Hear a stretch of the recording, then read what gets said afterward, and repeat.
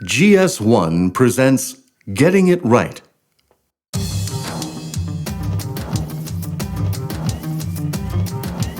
Barcodes have become an essential tool in improving industry sector efficiency throughout the supply chain. Barcodes are the key to automated processes throughout the retail sector, in dispatch, transportation, warehousing, reordering, invoicing, and payment. Not just in the retail store itself. The GS1 barcode is the longest established and most widely used barcode. It is an indispensable product marking method that is found on virtually every consumer product in the world. That little beep that people associate with the checkout of a supermarket is a laser scanning device reading the information encoded in a GS1 barcode symbol. You would probably congratulate yourself if you had a 99% success rate in a key aspect of your business. But when it comes to barcodes, even a 1% error rate can be costly. A 99% scanning success rate might sound great, but that's also a 1% error rate. If a company scans 6 billion items every year, then a 1% error rate means 60 million scanning failures. It has been estimated that the cost of handling non-scannable outer cases alone within an automated distribution center is somewhere between 40 to 60% of the cost of the case itself. With just the major grocery retailers handling several hundred million cases every month, it is easy to see how even a 1% failure rate adds significant cost to the supply chain. And if you consider the high probability of non-scannable products being returned to the supplier for relabeling or resupply, then it is easy to see that barcode quality is a problem worth taking seriously. If it scans wrong at the checkout, then most likely the information is wrong at every spot in the supply chain. That means automatic reordering systems won't replenish supplies the way they should. And then the manufacturer, the distributor, and the customer all miss out. If we are going to let the computer do the work, then the barcodes have to be right. Good barcodes also benefit suppliers by improving the accuracy of invoicing and payment systems. When all the information is recorded accurately, there are fewer disputes and delays over payment.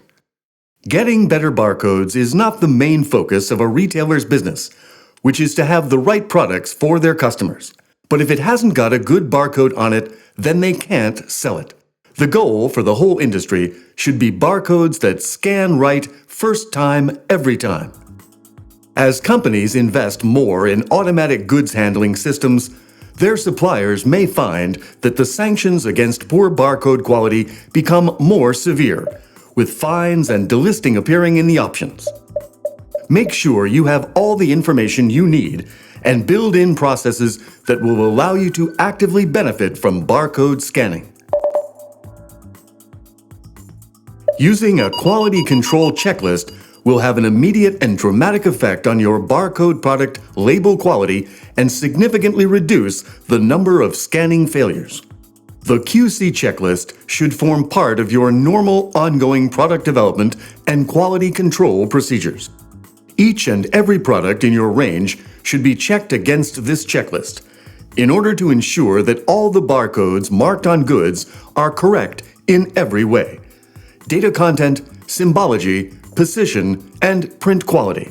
It ensures that printed barcodes comply with the specified standards and provides the reassurance to all that the barcode symbol will scan correctly throughout the supply chain, leading to untroubled supplier-customer relationships. Before you even get to print a barcode on your products, the first thing you need to do is to identify each product or consumer unit with a number. This number is called a Global Trade Item Number, or GTIN. It is unique all over the world and is a key to access information about your products in a database. To correctly identify all your products, you first need to list all of them, including their variants. Make sure you go into the finer details like color, size, and volume. Once your list is done, you then need to allocate a unique GTIN to each different product. Using your list of GTINs, allocate sequentially.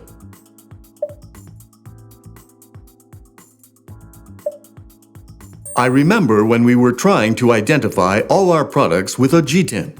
We decided to put meaning into the numbers we were giving to our products. I remember the first digit would correspond to the color of the wine, the second would correspond to the size of the bottle. Pretty quickly we realized that it was definitely not the right thing to do, because we quickly ran out of numbers and had to apply for another prefix from GS1. GS1 recommends assigning numbers without any link to product classification. Once the number is correctly allocated, you can move to the next item on the checklist, the barcode symbol. For all products sold through a retail point of sale, the correct barcode symbol to use is EAN or UPC. These can be scanned successfully in the point of sale environment. Just as there are standards for the identification of products and the correct type of symbol to be used, so there are standard recommendations for the best place to locate the barcode on your product. For point-of-sale scanning, the general rule is based on the need for speed and efficiency through the till point. The barcode symbol must therefore be placed where it can be easily seen and found by the operator. In other words, in a standard and predictable place. The general recommendation for barcode symbol placement is on the lower right quadrant on the back of the product. Respect the proper quiet zones around the symbol and ensure that the barcode is not closer than 8 millimeters or farther than 100 millimeters from the nearest edge of the package. While this is the general recommendation, in practice, there are large numbers of trade items, all with different dimensions, shapes, and configurations. Each may have their own unique challenges, so it's necessary to be aware of what to avoid. Do not print a barcode that appears wrapped around the corner of a product. Do not overwrap or cover the barcode with any type of wrapper, even transparent plastic. Do not print a barcode on any seams or wrinkles. Scanning is most successful when a barcode is printed on a flat surface. Good placement of a barcode symbol starts at the product and label design stage. A good designer considers the final product's shape and size and then takes into account the practical operation of scanning. Always check, is the symbol located logically and practically? Compare your product packaging with a similar one and see how easily it can be scanned by the cashier at the point of sale. Correct orientation of the barcode symbol is important for good scanning performance. The term orientation refers to the direction of the barcode symbol bars in relation to the surface on which the package stands in its normal position. It is normally determined primarily by the print process and any curvature of the product itself. There are two types of orientation: picket fence and ladder. Picket fence is the first choice for barcode symbol orientation. It means that bars are vertical to the surface on which the package stands in its normal position. The human readable number beneath the symbol reads from left to right.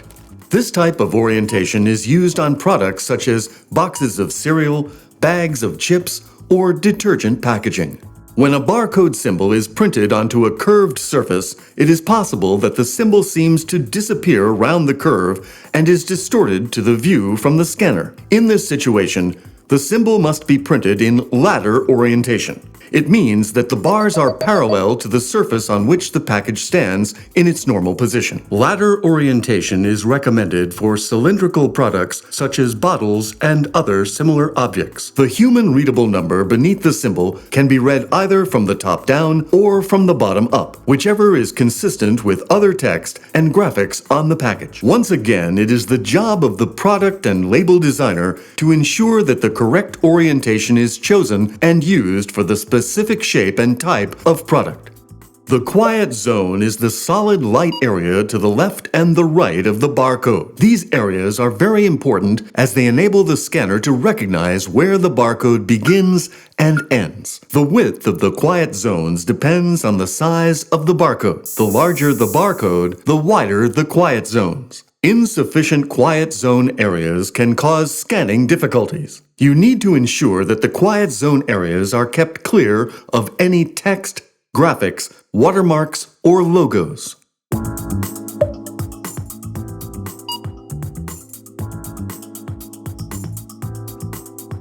The usual size for an EAN 13 barcode symbol used in retail is 22.85 millimeters by 37.29 millimeters.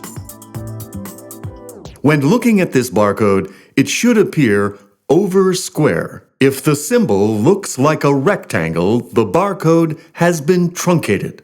Never truncate the barcode, as this vertical height reduction can greatly affect the barcode's ease of scanning. When you see a till point operator try multiple times to scan a product, chances are the symbol has been truncated. So, if you can't shorten a symbol, can you make it bigger or smaller than the optimum size of 100%? The answer is yes. The target size or magnification is 100%, but the standards allow for a maximum of 200%. However, keep barcodes in the 80% to 120% magnification range if print quality allows. It's useful to note that when printing barcodes smaller than 100%, the printing tolerances are much tighter, and you must use high-quality printing processes. Barcodes must be printed so that the darker bars appear against a paler background. It is not possible to read a barcode if it is reversed out, that is, printed with white bars against a colored background. Scanners measure the difference in contrast between the bars and spaces using red light, and it is important to use colors that will maximize this contrast. Black bars against a white background is the best choice, but we understand that color has an important role to play in the overall look of your product. So we have some tips for you that will allow you to incorporate the right colors into your barcodes. Warm colors such as yellow, red, orange, and white are not seen by the scanner and are good for background colors. Cold colors such as green, blue, violet, and black make a good choice for bars, as they appear dark under red scanning light. Metallic surfaces and inks reflect light away from the scanner, so scanning is extremely difficult. If using a transparent or semi-transparent substrate, do not rely on the color of the contents of the packaging to provide a background color. Print a background in white, yellow, orange, or red to provide a solid contrast with the bars of the symbol. It is not always necessary to introduce black as an extra color if the existing colors used in the packaging design can provide a scannable combination. It is important that the bars be printed using a solid color, no matter what type of printing process is used. With the increase in use of technology and computerized graphics, more and more designers are using integrated software packages to create images of barcodes as part of the packaging design, and these, used correctly, can produce good symbols. However, it's of utmost importance that the designer consult the printer who will be printing the labels. Different print technologies have different impacts on the final production of the barcode symbol. For example, the bars of a printed symbol will usually be wider than the bars on the original design. This increase in width is known as print gain, and allowances need to be made for this on the design. It is not possible to check visually whether print gain or print loss has occurred during the printing process. The only way to adequately address this point is to verify your barcodes. Verification measures the printed quality of the barcode to international ISO standards and is done using a piece of equipment called a verifier. A verifier is a scientific device taking precise measurements of each individual bar and space and the amount of light reflected from each. It is all very well knowing that your barcode is incorrect, but a verifier must be able to identify the problem to allow you to take the necessary corrective action. It is therefore important to use an ISO grade bar code verifier. Scanning is no substitute for verification, as no two barcode readers are identical. They vary from wands to lasers to cameras, from manually operated to automatic. Ambient light will vary, as will the distance of scanning. At its most basic level, verification is an insurance policy helping to assure you that your barcode will scan first time at all levels in the supply chain, thus enhancing your supplier-customer relationship. But it's more than that. As part of an effective quality assurance system, it can help you win business. Where do you get help with verification? Check with your local GS1 organization if they provide a verification service or if they have accredited alliance partners who can assist you. Your local GS1 organization can also help by providing a provisional artwork verification report before the packaging design is finalized. Having information about a product's barcodes prior to the final printing is a valuable opportunity to reduce any errors in the final print run and benefits everyone involved, including printers. However, please remember that the provisional report does not check the scannability of the finished package and label, so a final verification report is also required. By incorporating verification into your quality assurance systems, you can ensure that your barcodes read first time, every time. It is good practice to assign the role of symbol quality manager to a specific individual in the organization. Their primary objective will be to ensure good quality barcode. Let's get it right and ensure our products scan first time, every time, with no problem.